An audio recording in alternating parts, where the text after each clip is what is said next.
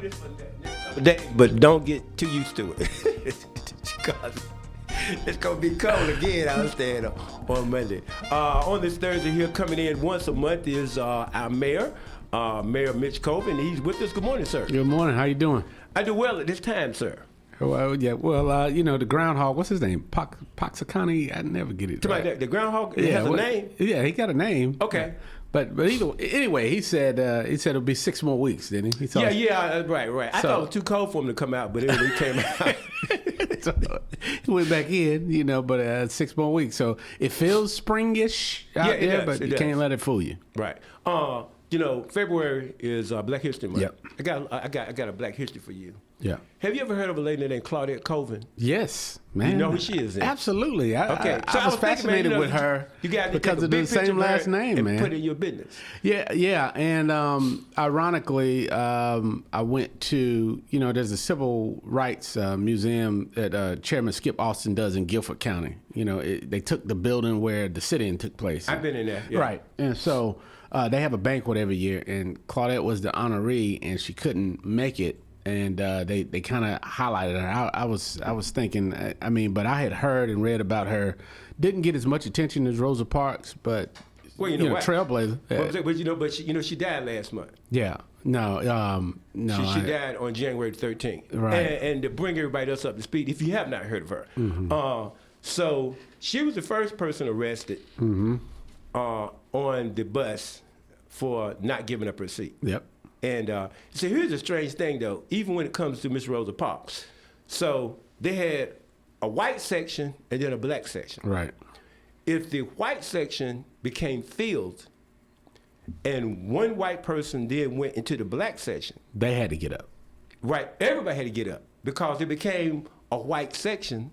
At that point. Because the one white person got in. Wow. And that's what happened with Miss Rosa Parks. So the overfill, because one white guy came and sat in there, then every black person had to be standing up. And so she didn't. She said, "No, I ain't standing up." Yeah. But the guy already knew her. The Right. bus driver knew her, and back in those, they carried guns. So the bus driver, she had it out with him talking about Rosa Parks before, and so she said, "No." He made her get off the bus because it had 2 doors. Go to the back door. Previously. And he made her get off the bus, got a gun, what you gonna do? Right. She gets off the bus, goes to the second door, and he drives off before she can get in. Right, so he left her. So they have some stuff. But coming back to Miss Claudette COLVIN, and I talked to people about that because she was 15. Yep. And then she got pregnant. And from what I understand, historically speaking, she was too dark-skinned. For real. Those 3 things are working against her, and this is not white folk doing this thing. Now, this is the black folk. Yeah, right. So they didn't want to use a teenage single mother that didn't look the part. Right. So as the face of that. Right. But unfortunately, and that's tough. I didn't know that background to it, but. She was a significant part in history. No, her name she was a plaintiff in the lawsuit. Yeah. That actually caused them to change the law. Yeah. Wow. Not Miss Parks. Miss Parks is the historic figure. Right. The face of the thing. But Miss Claudette COLVIN, your cousin.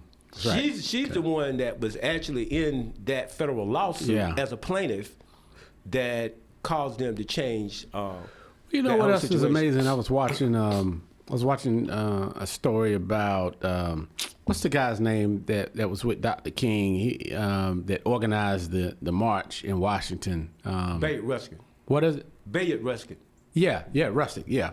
So he had written I guess he'd written a kind of what became a documentary about Malcolm and Martin. And during that time, but look at the age of these people. Like you're saying, Rosa Parks was 15, and these guys were in their 20s. He was 26. 26 years old. Okay, that's true. I mean, imagine that today. Do you have a 15-year-old that would become a national icon for the civil rights movement? Well, look at my man was killed in Chicago with the Black Panthers. It's 21. Yeah. Killed him in bed. Yeah. But I tell you something, though, man. So, my daughter was in Alabama for 4 years, okay, at Tuskegee. And so when I got there, man, I was like, we got unloaded and everything. I said, we going to Montgomery. I just want to go down there and see. I had never been there before. Yeah. Man, that church, you can walk out that church and look at the Capitol. I mean, it's like I'm looking over here at Kingdom Impact. Oh, really? Yeah. No. Right from where we are right now. I didn't realize it was that close. Yeah. I was like, they had to be some brave people. I mean, for real, man. Yeah. I mean, they had to be brave. Yeah. Because of the stuff that they would do to them. So they were definitely ahead of their time, man. And so that is a lot. But I'm glad that I'm hoping this generation are learning some of these stories in the background because, you've got a gap of this information transitioning from generation to generation. I'm hoping it, in spite of the efforts being made to erase it, I'm hoping that the stories will be passed on. Well, I don't think that there's really an effort to erase it when we can tell our own story. Now, for you Bible readers out there, God didn't say, let the Canaanites tell your story. He didn't say, let the Romans tell your story. Right. God told the Israelites, you all tell your story. Well, so what I mean by we have to tell our story. Yeah, for sure. But we don't write any books and we don't set the school curriculum and that kind of. That's what I'm talking about. Telling it versus learning it. But look, African people have always had an oral tradition. Yeah. The griot. Yeah. That's how we told our story. Right. That's in us. Yeah. That's a part of our DNA, and we want to do that. We tell everything else. So I'm saying. Y'all send your emails to Troy Williams at. But look, one last point. Yeah. So another part about that stuff with Rosa Parks. So, even when she was arrested, the men said, "Nah, we ain't gonna do it now." Right. It was the women that said, "No, we're gonna do something, and if you all don't work with us, we go out here on our own." Wow. Yeah. So now, Juanita Abernathy, wife of Dr. Ralph, right? She wrote the business plan for the Montgomery bus boycott. Oh, really? Yes, sir. Wow. Well, I mean, and she just died not 2012, something like that. It's been not that long. She's been passed. Yeah. And she also was a nice looking lady, and she was a national sales director for Mary Kay. I just want to stick that in there. Yeah. Folks have a look. These women, they were on it, brother. Listen, man, they are really the brains behind the operation. I'm sorry, fellas, but that's what I'm saying, right? All of these great initiatives, women are somewhere in the background. So that's awesome. Right. Anyway, look, enough for our Black History Day and noticing your cousin, Miss Colvin. That's right. Yeah. Right. Rest in peace, cuz. Downtown, just following this in the news. I haven't been to one of you all's meetings in the last month or so. Talking about this whole notion of transparency and people being able to come and talk and all that, I mean, because there's a lot of conversation about that now and about protesting and all those other things. Yeah. Kind of give us an update as to where we are with that, because a lot's been said, and I don't want it filtered through the media. Right. As the mayor, give it to us straight. I mean, the skinny is this. The statute requires that once a month during the public meeting, on a regular recurring meeting, that you have a public forum or public comments time. Traditionally, it's been 30 minutes, and it takes place on the last meeting of the month, the fourth Monday. And so oftentimes you'll have 15 or 20 people sign up, but the policy of the city is you don't extend it beyond the 30 minutes. Now, I make exceptions to it, or sometimes we deviate from it depending on the topic or how many people, because people have actually taken time to come to the meeting, to sign up, to speak. So you want to hear as many people as you can. And some people pontificate for the whole 3 minutes, and some people say, hey, they only take 30 seconds to say what they need to say, and there's enough time to get everybody in. But oftentimes we've had to take a firm position to say that we've got to cut it off at the time that we say, and you can sign up and be first at the next time. And that's a whole month. And so what we did, policy committee has been working on this for a number of years. They said, let's set aside an hour. But these meetings, we didn't get out of the meeting the other day. It started at 5:30. We got out at 11:30. Okay. I mean, and so sometimes you'll have an hour worth of comment, or you want to get people in and recognition. So we put that on its own meeting day, which is the first Monday. So we will be there because at 3 o'clock for a work session.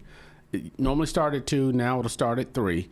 We'll have a break. Usually the work session is a couple hours. We'll have a break, and at 6 o'clock, people will start the public forum and the recognition. So we want to give people their awards, give them time to have their families, take pictures and all that kind of stuff instead of rushing to do it in 30 minutes that now we've set aside a whole day. So I'm not sure if you're ever going to satisfy the transparency piece to folks who say you could do more. You do. I appreciate what you're doing, but do more. You know, I said that in a meeting the other day. The guy, we're having a tough conversation about the fire station. We're hearing the reporter, the consultant, tell us all of the things that are wrong with that. Right. And then we got certain members, one particular member is like, well, we need to be more transparent. I'm like, well, what else give me an idea of what that looks like? So for those who saying you need more transparency, tell me what that looks like. We extended the time. We gave a separate day, a separate time. It will be regularly announced. The council will be there because we're obligated to be there for the work session. So I don't know what else you can do, but I think this will accommodate more people and give them more time to talk. Okay. Now, what about this thing about the whole protesting thing? You see, and I'm gonna just give, because I had a conversation, pretty passionate conversation with a reporter a day ago about that. Some people, I think they're misunderstanding some things you can and can't do. Right. And we were talking about Minnesota, but really it's applicable even in Fayetteville. Okay, you said, well, what is a person supposed to do if they see a police officer breaking the law? I said, first of all, how do you know that police officer is breaking the law? Right. I mean, what knowledge level does a regular citizen have that understand the elements of a crime? Right. That they're going to go get in the middle of a police officer engaging a citizen. Right. That's the challenge that I have. You know what I Right. mean? And I understand that y'all have actually had that before, and that bothers me now because, look, police officer doing his job.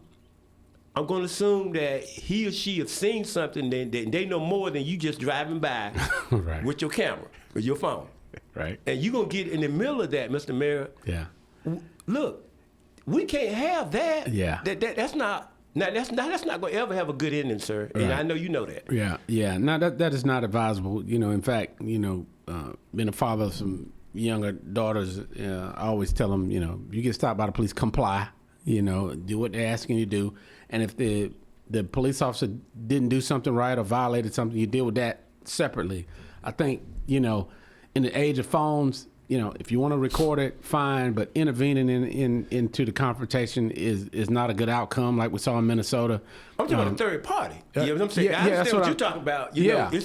I'm saying the third party, particularly a third party, getting in the middle of that because you think that they're being heavy-handed or whatever. Record them, report them. I do not recommend getting in the middle of it. Minnesota's terrible. I had people got some emails saying, hey, what are you going to do about ICE? I mean, what can we do about ICE? You want us to pass a resolution and tell the federal government not to come here? I think you're going to bring them here, right? And I see that the mayors that I know that have leaned into this, some have not invited ICE. I talked to Paul in Memphis. He didn't invite ICE, but he didn't get out there saying the city council is going to restrict you from doing X, Y, and Z. It would have brought more attention to it, and they were in and out of Memphis, and you didn't hear anything about it. Now They are a federal agency. And besides that, they were doing it in the Obama administration. I wouldn't get into that, Right. But I'm just saying, people go check your records and their receipts there that they've been here for quite some time. Yeah. They're doing their job, and but it is a felony. Now sir. this version of ICE, the trained in 40+ days and this ultra aggressive. I think it's Congress's job. What can we do? We can vote for members that's going to actually stand up for it. Congress can set that. And I talked to the reporter. Yeah. Look, they have 24 weeks of training. Not 42 So days. not 42 somebody days? said that. You see, that's how stuff gets Okay. going. Right. It just, there's no law enforcement agency in this country that I know of that you only train 42 days. I mean, I've been in law enforcement. Yeah. So is the BLET the same? even for the specialized unit of ICE? Now, for North Carolina, I forget what the BLET is now because it's increased since I passed it in 1979. But, of course, the day's out. But now I do have a problem with how long it is because your barber has a longer training period and more hours required than the basic law enforcement officer. Now, the Federal Police Department have their own academy, so they can take it beyond what the standard is for the state, and I believe that they do. Yeah. But still, I have a problem with that, but it ain't 42 days. So I'm saying, so some things are out there, they're simply not true. And I would tell people, you can go to their national website and see. Now, if a person is transferring in, let's say they were in another law enforcement agency, and you bringing them in, you wouldn't take them through the same amount of training that somebody, because they're like they're lateral. They're a lateral transfer, and everybody has that. You all have that here. Yeah, you we do. And you know, I served on the governor's commission they put together for that, and the committee that I chaired was the law enforcement side, and I learned a lot. And you know, Troy, in this day and time, not unlike when you were there, I mean, there's such a gap and shortage in people who want to do this work just because of all of the drama that comes along with it, that you're trying to accelerate that process. We put a little extra money in for lateral movements to get somebody who's already trained from maybe at another department, because people recruit our people to get them to slide over to fill that gap. But, you know, Chief Bryant will be a good person to talk to, and his perspective about when and when not you intervene. Now, some of the recommendations that came out of that racial equity task force was a duty to intervene by another officer, but not necessarily a citizen to intervene. Well, you know, I was when the Speaker of the House had a similar group. You're right. And I was a civilian member of that, along with out of Cumberland County. It was me and then legislator Emma Floyd. Right. And the DA Billy West. And you're right about that. But the challenge was this: when an officer messes up somewhere, and they actually get kicked off the force, right? There's no, and then they come right down the street and get a job. There was no coordination of right. You know, that's obviously, you know, when they hold their certification, they need to be decertified, right? And a lot of times they don't move that far. They move from Robeson County to Cumberland County, and Cumberland County to Harnett County. I mean, you know. That was the challenge with that. And I'll agree that it's not a perfect organization, no doubt about it, but they have their challenges like everybody else. However, you know, at the end of the day, you know, we want to try to do the right thing. And I believe that the place to solve some of these problems is in a courtroom. And not on a street corner. When you are armed, you see what I'm saying? People say, oh, but, you know, the guy get killed. Oh, but he had a right to carry a gun. But no, you invalidate your right to carry a gun when you're committing a crime. And if you are interfering with a federal officer, that is a crime. Matter of fact, if I'm interfering with a police officer doing his job right here, that's a crime. Right, and you take us down a slippery road right here. I get enough hate mail already, but I mean, I think the difference there is the punishment for you committing that crime shouldn't be 10 shots. Right? Don't get me wrong. Don't get me wrong. Nobody deserved to die there. But I'm just saying is that if we encourage people, and I believe you wouldn't be like the mayor, we wouldn't have a mayor and a governor here that are encouraging people to go and get because you're putting your citizens in harm's way with that. You know, and the folks that wanted us to take this I call it a performative stance, right? You're actually going to invite more attention. This administration they pay a lot of attention to social media posts, and I mean, we went to D.C. and heard that. So you got grant applications in here. I'm going to tell you right now that the administration watches some of the tone that comes out of these cities, and whether it's right, wrong, or indifferent, it pushes you to the back of the line. All of them do it. Yeah, I mean, they were just open about it. I'm saying, right? You know, and so I think that you want to be one of those that make the news saying that, you know, ICE better not come to our city, or we're going, you know, we've got something to do, this, that, and the other. I think you're really putting your other population in danger by bringing the attention. It's true. Yeah. Well, but you know, that's a story that or a conversation that can be had. Yeah. Look, we're going to move our break a little bit because the mayor may have to leave. Yeah. Shortly, Mr.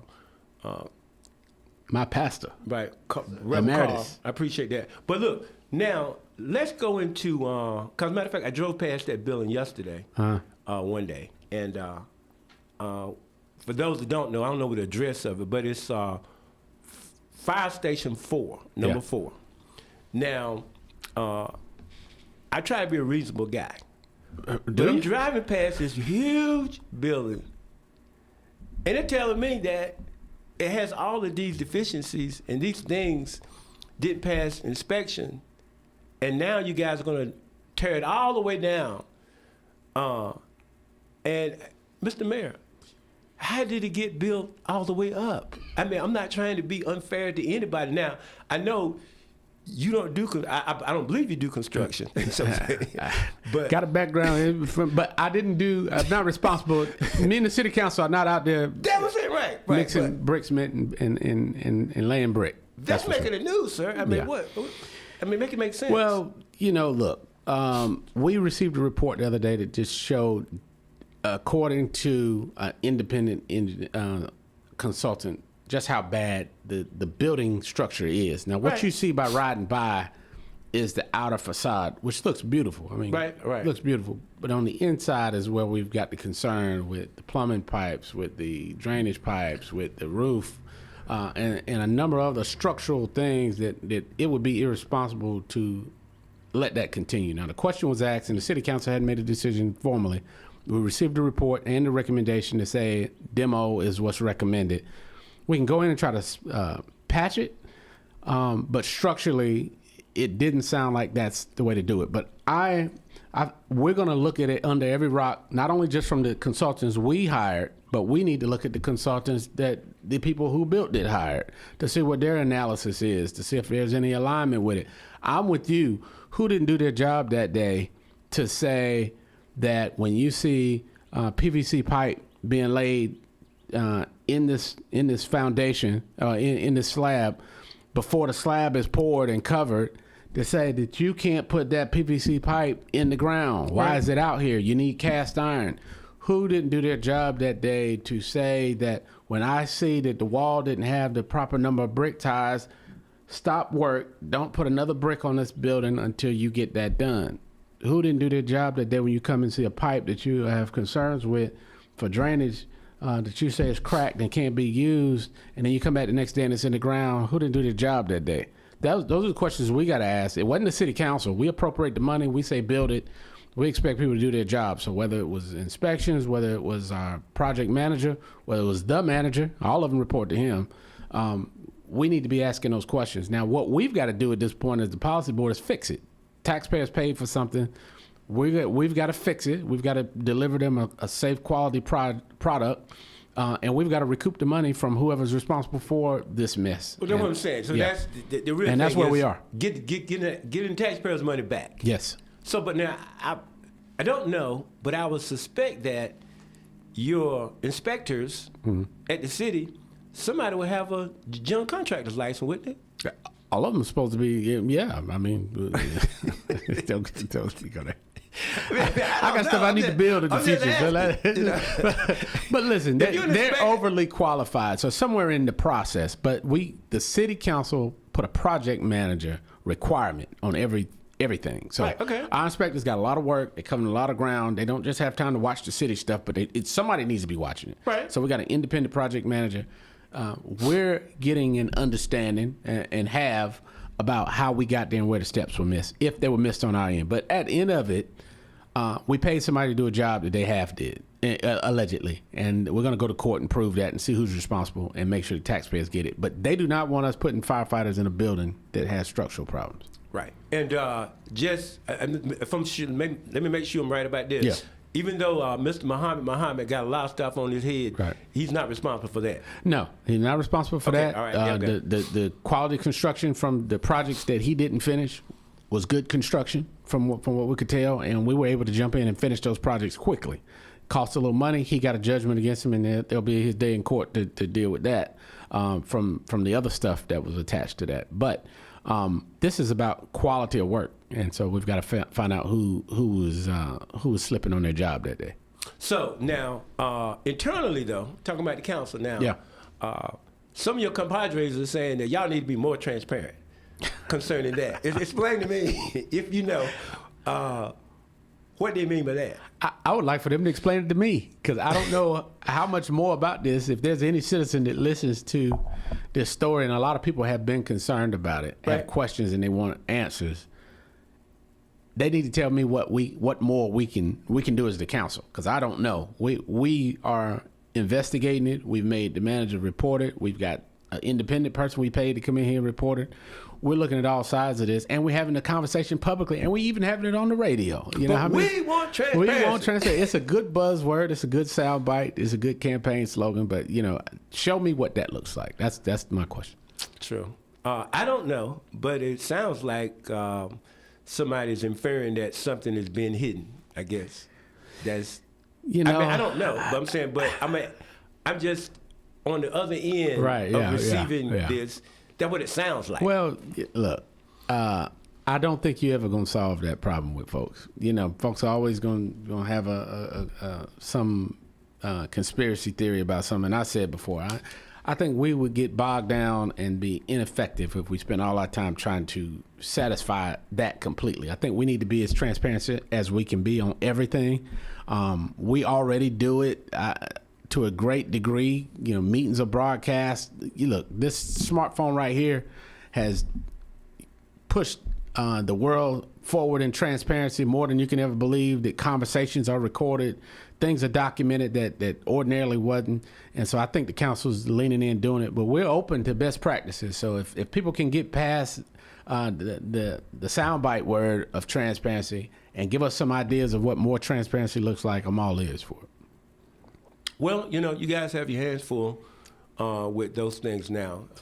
I just, I don't know what's important to people. Some of them just want to raise a little sand, Well, and that's, well, everybody's got a job. That's true. Right? And so if all the work left of, creating all these chaos, then the chaos folks who work in that space don't have anything to. I talk to some elected officials sometimes, and I say, look, some of y'all come out of the field of activists. I say, but now this is just Troy speaking. Yeah. I believe that once you say, I do, and I'm going to follow the Constitution and everything, that you take your activist hat off. That's me. Yeah. And it appears that some people want to continue to wear that hat when they become elected to office. What I believe works against them is that activism is pretty rough. You know what I mean? You get in people's face and you say all kind of things and all that, but once you get there, you can't do that and then turn around and say, I got this project. I know I cut you out yesterday, but I got this project that I'm working on, and I want your support. It don't work like that. Right. Look, this is a consensus building process, and it is your ability to help people believe in the things that are important to you. Correct. And you don't do that by knocking the table over and kicking the door in every time. Sometimes you need a table pushed over. Right. But you can't. They learn. After a while, they learn. You either be incredibly loud or incredibly effective. That's okay. True. All right. And so you can choose which one of those two you want to do. I think activists have a role. They bring policy that they highlight, but also too, you've got a city to govern and to move forward, and we've got to sit there sometimes with a unbiased opinion about things and be able to make a decision not based on our personal background and what we believe in. So. Yeah. That's what the people elect. Real quick, I wanted to hit Choice Neighborhoods. They're starting to have the community meetings. This is back. We made it to the finalist round it was 40+ million a couple of years ago. We missed it by a few points, and so we've tweaked and retooled, and now we're hoping to get $26 million that'll be invested in housing, ownership and non-ownership housing, businesses and corridor improvement, and we're starting to have those community meetings now. This is can be a huge game changer right up the street. Murchison Townhomes been there since the 50s, can have a brand new look. And we know that when people's neighborhood looks better, when it's cleaner, they act better, there's more community pride, more community ownership. I think that's huge for our community. Seeing where the county goes with building E. Smith, we see what kind of economic driver schools are. Jack Britt, incredibly successful economic driver that brought in all kinds of things in and around the high school. So if that high school is rebuilt in the heart of a community that needs it, I think that can be a huge opportunity. So we got a lot of important stuff. Everything's important to who it's important to, but we've got to keep our council and our elected officials moving forward, because the community depends on us to make some real tough decisions. And so, getting bogged down in some of this stuff to me is a distraction. We address it, we move on. But I wanted to make sure we highlighted that we got some important decisions to make in this community. Right. Well, I pay attention to what some of them say, talking about some of the elected officials, and some of them, they have the, well, Jesus came in the temple and he turned over the table. Well, hold it. Read the whole Bible. Just, that was true. Right. In the temple now. Right. You won't turn over the tables in City Hall. Right. See, it just, yeah. now, I understand, but it's a different kind of world out there now. I mean, it's just that, you guys just recently honored Reverend Dr. Aaron Johnson. Yeah, I'm glad you brought that up. Yeah. And, great guy. Yeah. And did a lot for this community. Was elected at a time when there were no districts and things like that. I just believe that, and he's still living, guys, and right down the street. Yeah. In his early 90s. Listen to him about how to get something done. He was real good friends with former Mayor Milo McBride. They were good friends. Really? For real. And I'm just saying is that this guy, we need that kind of leadership now. People coming to the table. It can't be just you're gonna come there and just raise all this sand and actually expect something to get done. But those people are the ones that sometimes, even nationally, if they are attacking leadership, and that leadership could be you. I mean, you're not the president or the governor, but still you're the mayor. Yeah. And people just go after whoever's in leadership. Right. And they're not bringing anything to the table that fixes anything. Now that's it, right? Like if you're gonna bring a problem, bring a solution with it. Right. No, three. Three. Yeah, that's right. Bring three solutions. Yeah, right. I like that. And like you said, just to Dr. Johnson, I went to school with Jamel. Dr. Johnson, icon.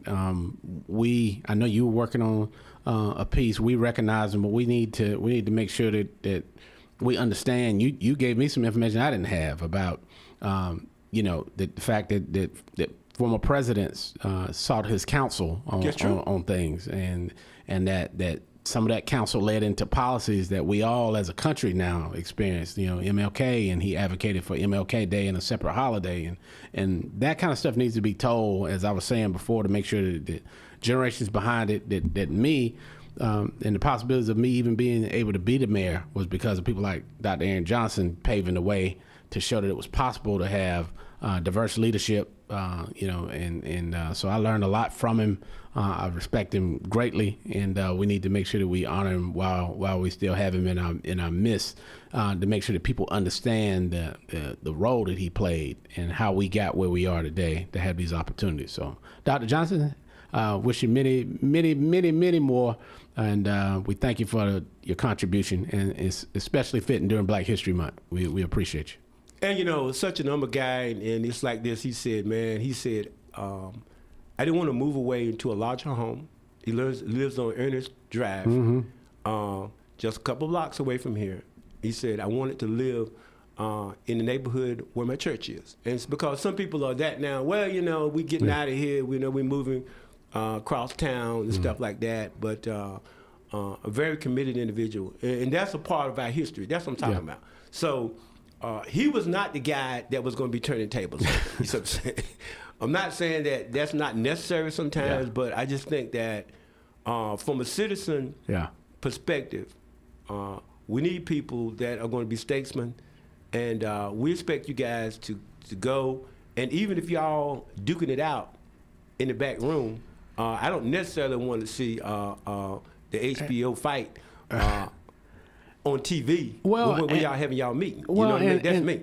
And well, look, communities are judged by that, right? Exactly. And People so watching when you think about it, when people are looking to move, we've got thousands of families every year that's ordered to move here. So the wives say, let me see where I've got to go in 2 months. And they look up Fayetteville, North Carolina, and then they see a chaotic meeting by the leadership. Well, I think we'll live in Pinehurst, or we'll live in Hope County, or we'll live in Johnson County and commute back, or we'll live in Raleigh.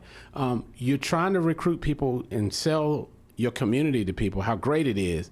The leadership has to act like they have some sense. That was the big thing with me. We can debate, we can disagree, we can do all that. We're gonna keep the decorum of the meeting, and I'm real firm on that, and we respect each other, and that's what we need to bring that. And let's go to the back and hash it out. That's right. Well, give me some boots and a hat and a whip, and I come in that. Back up, you guys get right. Lions over here, tigers over here. Right. Anyway, Mr. Mayor, I know you got to go. Yeah, man. Thank you so much for coming in, being with us once a month. Yeah. Again, thank you for updating us on things. And look, you have a great rest of your day. All and you're part of Black History too, because you're the second African American mayor in this city. And so, congratulations to all of you all for the contributions that you all have made. And we're looking for great things from you all. Yes, okay? Sir. Thank you. Appreciate it. Appreciate it. All right. We're going to a break now, and thank you all so much. We'll be right back.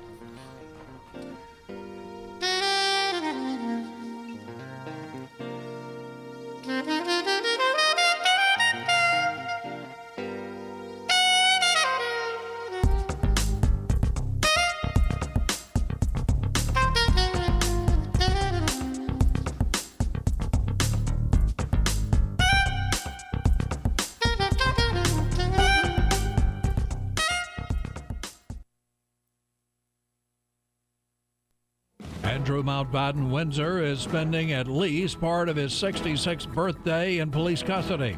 He was arrested this morning for suspected misconduct in public office dealing with Jeffrey Epstein.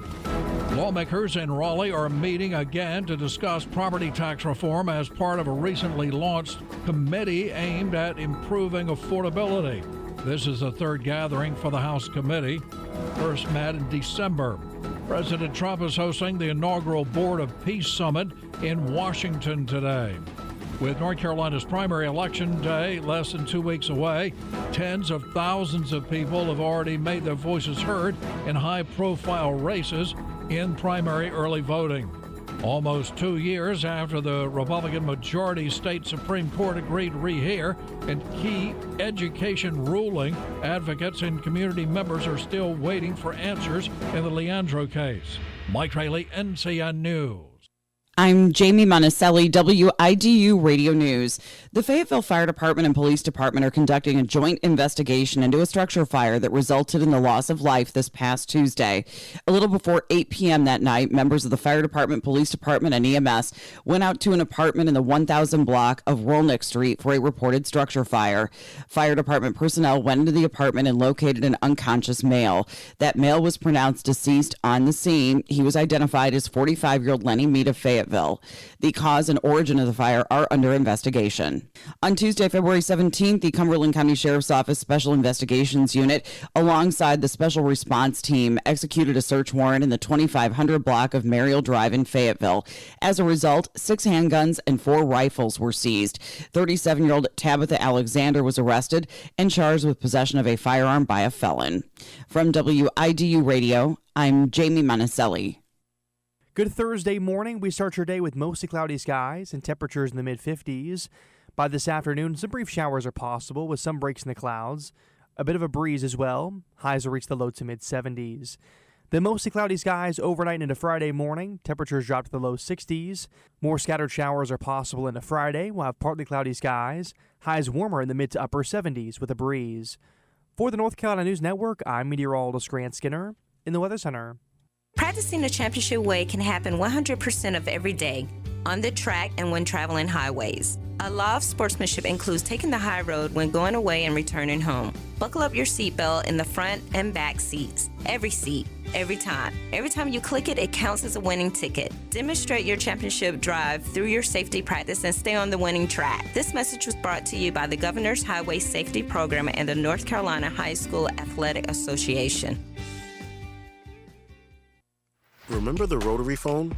Well, soon that's what people are going to ask about gas-powered cars. And every day we see videos of robots becoming more and more like us. Welcome to the future. At Fayetteville State University, we believe that anything really can happen. So wherever it is that you want to go, we've got a program for that. Visit Fayetteville State University and find out how we're preparing students just like you for what comes next.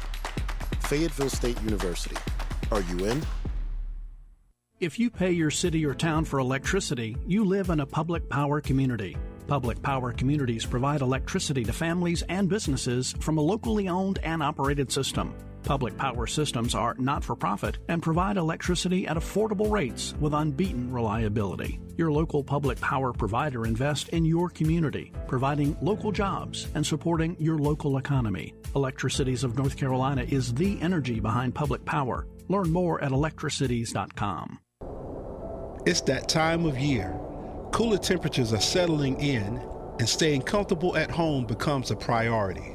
When it is colder outside, heating systems often must work harder to keep you and your family cozy inside. When energy use goes up, monthly utility bills can go up too. That's why PwC is here to help with a few simple steps that can make a real difference. A programmable thermostat is a smart place to start. It allows you to reduce energy use when you're away or sleeping, helping you stay comfortable while managing costs. Also, weathering your home can also improve efficiency. Sealing windows and doors helps keep cold air outside and prevents energy from being wasted. Visit faypwc.com for more tips, programs, and resources to help you manage your energy use, control costs, and stay comfortable all winter long. PwC, we are more than your hometown utility. Hello, everyone. My name is Bishop Larry O. Wright, and I am running for County Commissioner, District 1. I am a proven leader and will be ready to serve on day one. I'm a 4-term consecutive city council member, a pastor of Heal the Land Ministries for over 35 years. I'm a retired military veteran, 82nd Signal Drill Sergeant. I will fight for you and will be the people's voice. Vote for me, Larry Wright, County Commissioner, District 1. This page in Black History Notes is brought to you by Rockfish Memorial Park and Mausoleum, 4017 Gillespie Street in Fayetteville. Hello, I'm Blair Underwood, and this is another page from Black History Notes. His heroic actions led to his hanging in 1859. John Brown made a virtual career of trying to free slaves in the mid-1800s. The son of an Underground Railroad station master, in May 1858, Brown organized an anti-slavery convention in Canada where he revealed plans to create a fortress for runaway slaves heading north. At the end of that same year, Brown helped free 11 slaves. In 1859, Brown tried to seize the U.S. arsenal at Harper's Ferry, Virginia, with a small group of men. Brown led the attack on Harper's Ferry, where he tried to stage a slave uprising, but instead was captured by federal troops under the command of Colonel Robert E. Lee. As a result of his courage, on December 2, 1859, Brown was hanged for treason. I'm Blair Underwood, and this has been another page from Black History Notes. This page in Black History Notes was brought to you by Rockfish Memorial Park and Mausoleum, 4017 Gillespie Street, Fayetteville.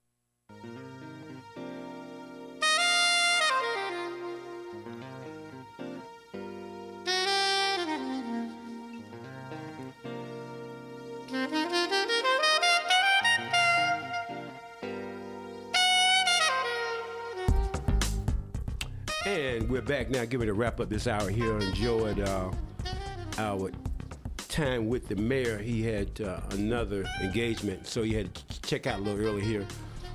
The country is mourning the death of the Reverend Dr. Jesse Jackson. Iconic figure, no doubt. And as the mayor was stating earlier, our producer this morning, Reverend Carl Brinkley, Reverend Carl, you know, these were very young men at that time. We're talking about the civil rights movement. Dr. King was like 26. Jesse Jackson then was like 20, 21 years old. I mean, think about that. That was young. And of course, you know, he was an Aggie pride. Some people realize, matter of fact, he was a quarterback for, and very nice looking guy. And I had the chance to work with not civil rights necessarily with him, but I met him twice.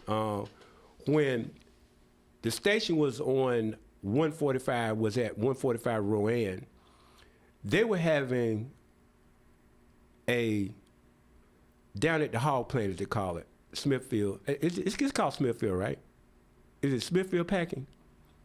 Is that the official name? I think so. But anyway, I interviewed Reverend Jackson during that time because they were trying to unionize. And here's the part right here, Reb. So I went down, because he was down there. He had on like a leisure suit. And man, I went down there and I saw all those cops, because it was a mess. I mean, it was state troopers and deputies. You couldn't walk 15 feet without stumbling over somebody with a badge and a gun, and they was all suited up, you know, in riot gear and everything else. And I'll be honest with you, I've been in some situations in the military as well as law enforcement. I was a SWAT team member before, but I was a little intimidated by all that. But I saw that, you know. But the thing that got me was my level of respect for him went up a whole lot because he didn't have any bodyguards. He really didn't. And there were people that were against that whole notion of bringing a union down there. He could have gotten hurt. And I just felt like, you know, you got to be a very courageous person to do some things. I don't agree with what they're saying all the time, but I will say this: when it comes to the people like him, they expose themselves to danger because there are people that will take you out. And regardless of the circumstances there that day in Memphis, he was there. And he saw that. He saw that go down when they killed his mentor, Dr. King. I read this story, though, but after Dr. King died, and this is a part of historical records, so you can go back and look it up, because I think it was a story done about it in the Washington Post or New York Times. I forget which one it was in now. When Dr. King died, they busted up. All of them. They were together, but then they busted up. And, you know, when they built the monument in D.C., and they came there for the groundbreaking, and everybody had a shovel and they were turning some dirt. That was the first time they had gotten back together since 1968. And as the story went that was presented in the newspaper, they looked at each other and started crying. And they realized that in that time, they had been separate. Everybody went their own separate ways. He had Operation Breadbasket, and of course, he was deceased at that time, but Reverend Dr. Abernathy, he was with SCLC. Everybody just went their own way, you know. And they looked at each other and they started shedding tears, realizing that Dr. King was the glue that held them together. And I would say that, you know, when it comes to these movements, I don't think people realize sometimes that that is the most difficult part, holding people together.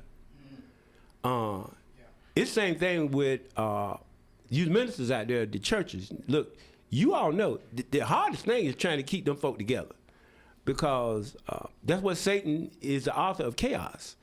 And he's always pushing and pulling and tearing people apart.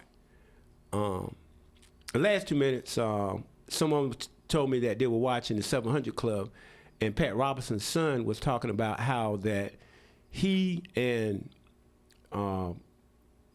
Reverend Jackson and his dad, Pat Robinson, who's now deceased, were good friends, and he'd come to his house a lot. Now, you may not want to believe that, but I heard Reverend Jackson in around 1999 say that himself.